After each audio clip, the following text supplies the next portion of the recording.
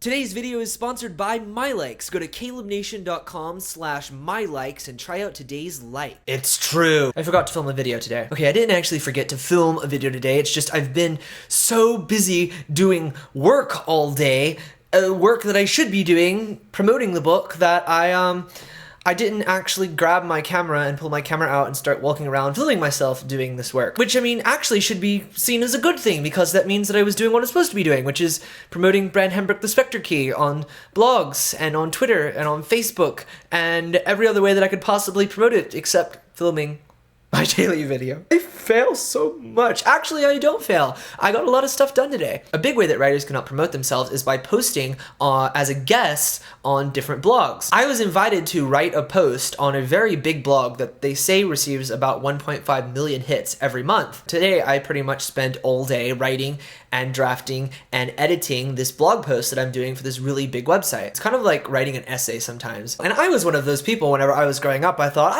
what's the point of essays? I'll never use these skills that I'm learning to make essays. I just want to burn these essays and crumble the ashes into little bits and then put those bits as stuffing to my Christmas turkey. That's how much I hated essays. So yes, despite my absolute hatred for writing essays back whenever I was in school, those skills that I learned actually did turn out to be useful, strangely enough. But yeah, I've been keeping up with the videos you guys have been making. I've watched every single video that I find that you guys make. I've been watching. I've been following the tweets, I've been following the Facebook posts, I've been following everything. So I'm watching what you guys are doing, and I see all the awesome stuff that you're doing to help promote the books for me. You know, just a little bit of unscripted, just Kaleb sitting here thinking off the top of his head. I was thinking about the New York Times bestseller list and how close we actually are to it. Now, of course, you know, it's my dream to be on the New York Times bestseller list, and it's what I've worked for 6 or almost 7 years now to get there. But I was thinking earlier about a lot of other authors that have been in the same position as I am. There have been a lot of authors where they've put out a first book and they're a debut author, and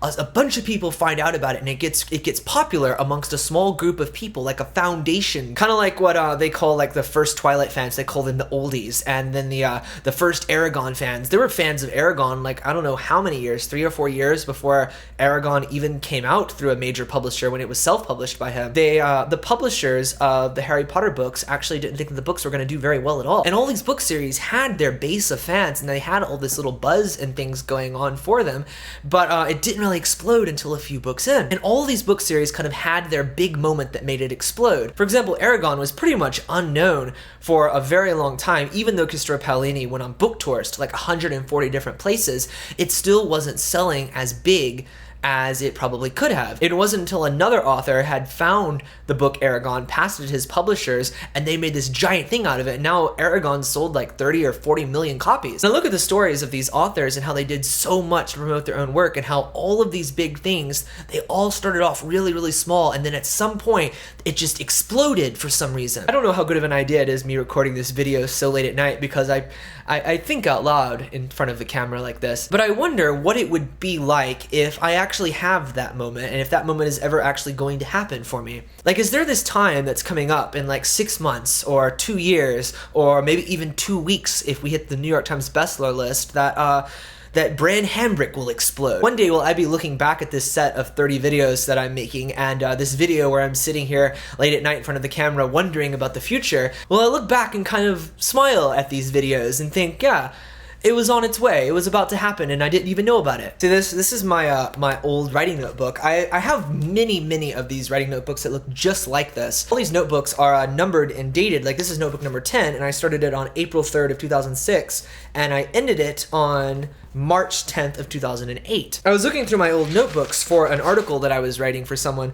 and I found this page inside of here, which is really weird for me to go back to. It's dated in September of 2007, which is, I had a literary agent by then, but this was that time whenever my agent was still trying to sell Bran Hembrook the Farfield Curse, but I didn't have a book deal yet, and I'd been signed with him for about, I'd say, 6 months or so, and then we still hadn't gotten a book deal. And I was starting to get just a little bit discouraged, because I was thinking, you know, most people get their books sold within a few months to a publisher, and mine was taking a long time. So I began to wonder, is there something wrong with me that my book isn't selling? But now I have this book deal, and now I can look back and read this inside of my notebook And it's just really weird the way that I worded this. And the beginning of the thing that I wrote here kind of goes like this. I want to record this so that when I'm published, I will never ever forget how it feels to be a completely unknown writer whose sole desire is to become what he's always dreamed.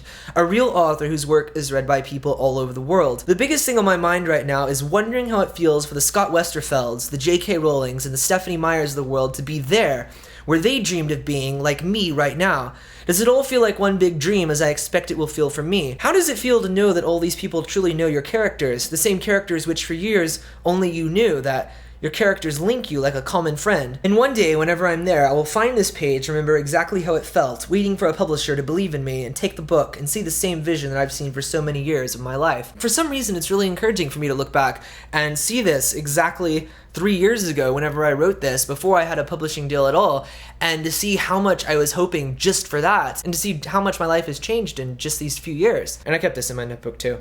It says, live your dreams. So yeah, that was just kind of what was on my mind today as I'm sitting here thinking about what my future as a writer might entail. I have just as much idea as any of you do about what could happen with this book series. Tomorrow, Ellen might see this video and then put me on her show, and then everything will change. Or in 2 weeks, we might hit the bestseller list and then everyone sees it. I never know, and it's very encouraging for me to look back and see how I didn't know that I would end up here 3 years ago, and that's where I am now. If it wasn't for you guys buying the books and spreading the word and telling your friends, there wouldn't even be a possibility of me having my big moment. So I think this goes especially for those people out there who are writers, and anyone who is a teenager and who has dreams and who wants to do something with their life that seems slightly impossible.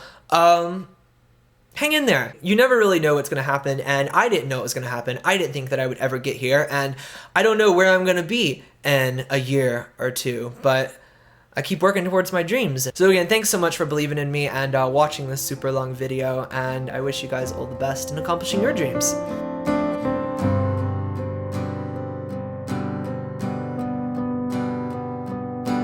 Help me.